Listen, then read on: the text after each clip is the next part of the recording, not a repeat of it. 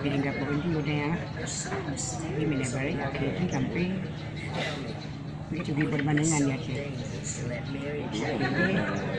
Sampai ke ikut tingkat nasional mereka ke Jakarta.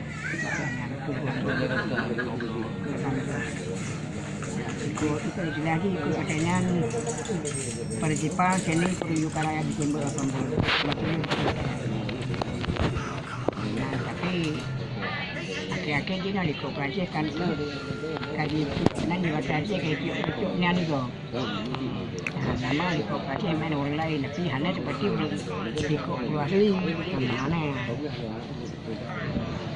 Berarti lahir di Kok Pulau pun ibarat tu yang menciptakan. Memang cikgu ini udah berapa ya? Orang berapa masuk mentong golong lahir dan nyawa itu macamnya ni ikut.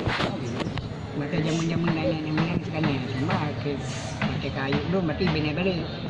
Karena mentong awal mentong kayak awal mentong di sini berani. Sampai macamnya antara kampung Lepaya pergi pertandingan malam. Dan itu juga ikut pertandingan kan. Nah, berarti sehingga udah di Kok Pulau. Berarti lahir di Kok Pulau, berarti zaman-zaman Belanda kan lahir. Karena ikut orang Belanda tapi apa kita Belanda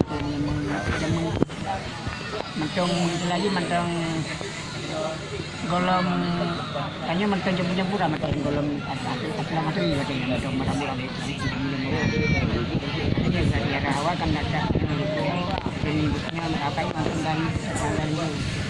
dari buatan Arab dan Daily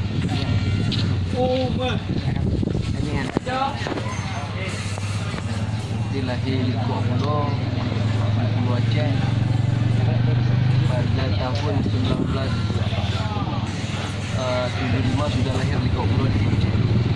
Cuma tidak disebut di Kok Pulau Aceh.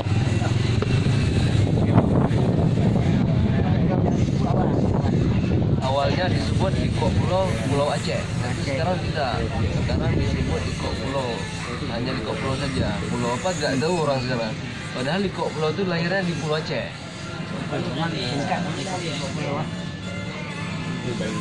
Asal ikut pula dari Jacul apa ya? Di kampung Lepaya.